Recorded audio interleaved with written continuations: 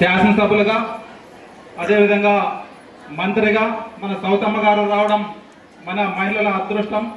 ఎందుకంటే రాష్ట్ర చరిత్రలో ఎప్పుడూ లేని విధంగా పెనుగొండలో 4 శాఖల మంత్రిగా మన సౌతమ్మ గారికి మన ఎన్డీఏ కూటమి ప్రభుత్వం మన ముఖ్యమంత్రి చంద్రబాబు నాయుడు గారు కేటాయించడం పట్ల కూడా పెనుగొండ నియోజకవర్గ మహిళల తరఫున కూడా ప్రత్యేక అభినందనలు తెలియజేసుకుంటున్నాము.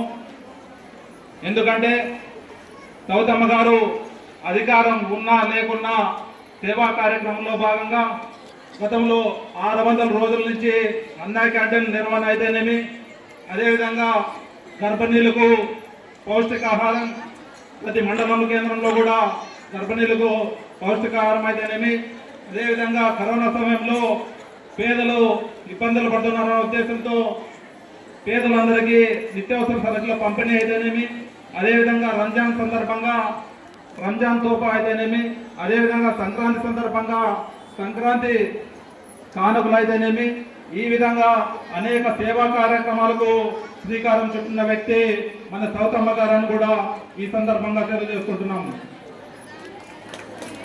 కరోనా సమయంలో కూడా నిత్యావసర సరుకులు పంపిణీ చేసి అనేక మందికి సేవా కార్యక్రమాలు స్వీకారం చుట్టిన వ్యక్తి మన సౌతమ్మ గారు ఈరోజు ముఖ్యంగా ఇక్కడికి రావాల్సి ఉంది. అయితే ఆమె మన పెనుగొండ శాసనసభ్యులుగా కాకుండా రాష్ట్ర మంత్రిగా కడప జిల్లా ఇన్ఛార్జి మంత్రిగా ఉండడం వల్ల కడప జిల్లా అంతర్జాతీయ మహిళా దినోత్సవం కార్యక్రమంలో కూడా ఈరోజు ఆమె పాల్గొంటుందని కూడా ఈ సందర్భంగా తెలియజేసుకుంటున్నాం. అదేవిధంగా మన మంత్రి గారు పెనుగొండకు వచ్చిన తర్వాత 16వ తేదీన మన లయన్స్ క్లబ్ ఆవరణలో మన మహిళలు అఫ్సియల్స్ క్లబ్ ఆవరణలో మన మహిళల తరఫున కూడా ఆ రోజు మన మంత్రి సౌతమ్మ అక్క గారికి సన్మానం కూడా చేయడం జరుగుతుంది. ఆ రోజు ఆదివారం 16వ తేదీగా ఉదయం 10 గంటలకు కూడా ఆ రోజు మనమంతా క్లబ్లో అందరూ హాజరై అక్కడ మంత్రి గారికి సన్మానం చేసి అక్కడ కూడా మనకి మంత్రి గారు అక్కడ అందరికీ భోజనాలు కూడా ఏర్పాటు చేశారు. అక్కడ అందరూ రావాల్సిందిగా కూడా కోరుతున్నాము. అదేవిధంగా మన మంత్రి గారు ఎన్నికలకు ముందు ఆ రోజు నారా లోకేష్ గారు పాదయాత్ర చేస్తూ ఉద్యోగ కల్పనీయంగా మహిళలకు కూడా ఉద్యోగాలు కల్పిస్తామని చెప్పేసి ఆ రోజు చెప్పడం జరిగింది. అందులో భాగంగా మన సౌతమ్మ గారు ప్రభుత్వం ప్రకటించక ముందే 3 నెలల ముందునే మన పెనుగొండలో టైలరింగ్ శిక్షణ ఇచ్చి వారికి 90 రోజుల పాటు టైలరింగ్ శిక్షణ ఇచ్చి వారికి ఉచితంగా టైలర్ మిషన్లు కూడా ప్రభుత్వం తరఫున పంపిణీ చేయించి వారికి వివిధ గార్మెంట్స్ ఫ్యాక్టరీల్లో కూడా ఉద్యోగాలు కల్పించాలనే సదుద్దేశంతో మన మంత్రి సౌతమ్మక్క గారు శిక్షణా కేంద్రాలను కూడా ఏర్పాటు చేశారు. అందుకు సంబంధించి ఇక్కడికి వచ్చిన వారు కూడా ఎవరైనా ఉంటే వాళ్ళు ఈరోజు సాయంత్రం వరకు కూడా ఈ మీటింగ్ అయిపోయిన తర్వాత కూడా దరఖాస్తులు స్వీకరిస్తాము. వారి ఆధార్ కార్డు, ఫోన్ నెంబర్ ఇస్తే చాలు.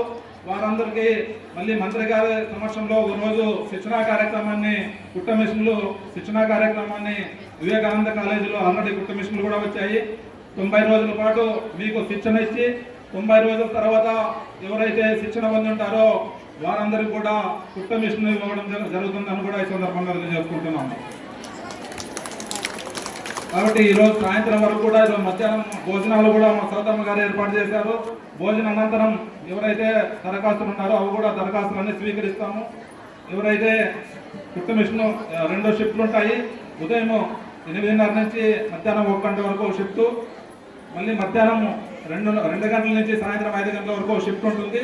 దాంట్లో ఏదన్నా ఒక షిఫ్ట్కి వచ్చి మీరు 90 రోజుల పాటు నేర్చుకోవాల్సి వస్తుంది. ఆ విధంగా వచ్చిన వారికి ఒక కుట్టు మిషన్ కూడా 90 రోజుల తర్వాత ఇవ్వడం జరుగుతుందని కూడా ఈ సందర్భంగా తెలియజేసుకుంటున్నాము. ఈ విధంగా అనేక సేవా కార్యక్రమాలు చేస్తూ అదేవిధంగా ఒక పక్క నియోజకవర్గంలో రాష్ట్ర ప్రభుత్వం ఎన్డీఏ ప్రభుత్వం తరఫున అనేక అభివృద్ధి కార్యక్రమాలు చేస్తున్నటువంటి వ్యక్తి మన సౌతమ్మ గారు. అదేవిధంగా ఎన్డీఏ కూటమి ప్రభుత్వం ఏర్పడిన తర్వాత పెన్షన్లు గతంలో 3,000 ఉన్న పెన్షన్లు 4,000 అయితేనేమి, అదేవిధంగా వికలాంగులకు 3,000 ఉన్న పెన్షన్లు 6,000 అయితేనేమి, అదేవిధంగా బెడ్ పేషెంట్లకు 5,000 ఉన్న పెన్షన్ను 15,000కు పెంచిన ఘనత మన ఎన్డీఏ కూటమి ప్రభుత్వం కూడా ఈ సందర్భంగా తెలియజేసుకుంటున్నాము. అదేవిధంగా గత బడ్జెట్లో మన మంత్రి సౌతమ్మ గారి శాఖకు సంబంధించి 47,500 కోట్లు గత రాష్ట్ర చరిత్రలో ఎప్పుడూ లేని విధంగా బీసీ సంక్షేమ శాఖకు కేటాయించడం జరిగింది. అందులో నిరుద్యోగులు కూడా అనేక ఉద్యోగ అవకాశాలు కూడా కల్పించడం జరుగుతుందని కూడా ఈ సందర్భంగా చేసుకుంటున్నాం. అదేవిధంగా తల్లికి వందనం ద్వారా మనకి ఎంతమంది పిల్లలు ఉంటే అంతమందికి కూడా వచ్చే సంవత్సరం ఇప్పుడు మే నెల నుంచి అందరికీ ప్రతి విద్యార్థికి 15,000 ఇచ్చే విధంగా కూడా ఈ బడ్జెట్ సమావేశాల్లో నిధులు కూడా కేటాయించడం జరిగింది.